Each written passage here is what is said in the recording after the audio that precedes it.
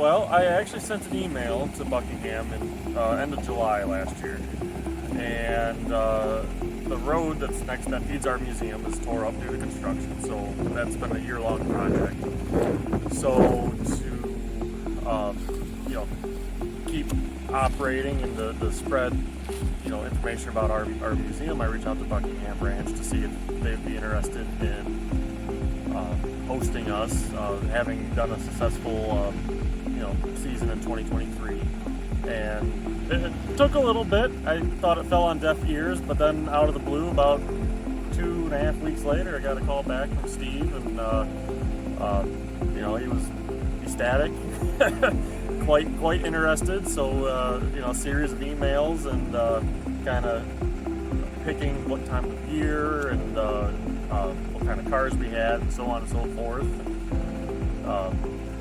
That led into some of our fall trips, and he came up to Michigan, rode a fall trip of ours, and kind of met the gang and saw what we had to offer, and he had a renewed sense of interest, I think, in working with us. Not that he lost it, but visiting in person definitely helped, and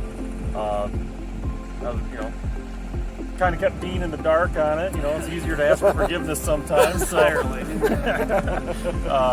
So yeah, introduced Dean to Steve, and So the Institute normally runs excursions all year?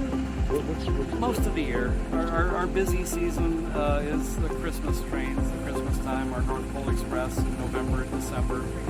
And then we're back in running some about once a month, whether it's a dinner train or an excursion to a county fair or festival, different charters. We'll take both diesel and steam. And all these are in Michigan? Yes. Okay. Yeah. Primarily, it's been since 1991 that we've been out of the state of Michigan. Pretty much everything that we've operated has been in and around Owasso, Michigan, which is the middle part of the state. But you never really have gone outside of Michigan. In 1991, we were here with another steam engine, nickel plate 765, for the National Railway Historical Society convention in Huntington, West Virginia.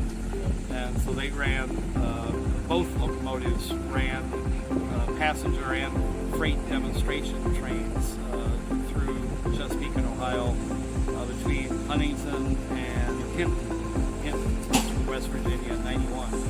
So that's been the last time we've left the state of Michigan. Everything else we've done has been in Michigan. So what was your reaction when you got the email from? I mean, we were excited. We obviously done one other steam train before, and looking for another opportunity to bring a different steam engine in, to bring another group from outside the state, and it seemed like a perfect marriage. They got a great steam engine, they got great cars, we got a great railroad, don't have a steam engine, don't have a lot of cars, so that's where the idea started. Took a couple of turns though. So what were the turns we're talking about? Go ahead.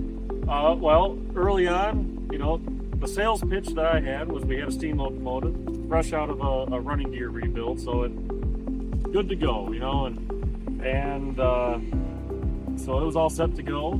Had a railroad to run it on now, and this past November, so November 2024, just compounding small issues, we had to finally take it out of service.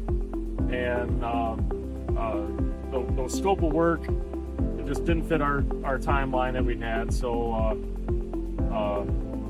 Steve helped connect some dots, and having worked with the 611 group, he helped facilitate the meeting, the initial correspondence with them from our part, just to see if they'd be interested in coming back to Goshen, doing 30 more trips. Yeah, and I had actually, since we initially talked, the Virginia Museum of Transportation, they contacted me and they said, hey, we're interested in doing another trip, with y'all. And I was like, well, that's great. We'd love to have you back. But the problem is, you don't have a train set. We don't have a train set. But, you've been touch. And then when their engine had issues to take it out of service, it's like, this would be perfect. And so, but that's when I backed out. I said, I'll introduce y'all to them. And I said, but the rest is up to you, because I had a deal with these guys. And so it's like, I'm not going to get in the middle of any other deal you have. But part of our initial deal was that they needed to substitute an engine, that would be okay. And so then I was on pins and needles, because I didn't know what was going on behind the scenes. I didn't know how the conversations were going. Everybody was tight-lipped.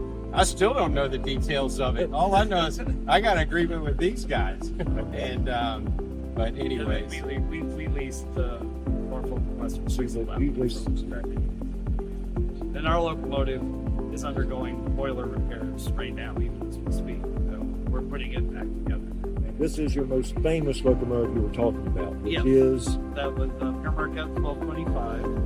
Which is? It was used in the Polar Express movie. It was animated in the Polar Express. And we started out at the campus of Michigan State University in 1969. Now we're an independent 501c3 nonprofit that operates steam locomotives and preserves railroad history and heritage. Tries to interpret how railroads changed the economy and the culture of the nation.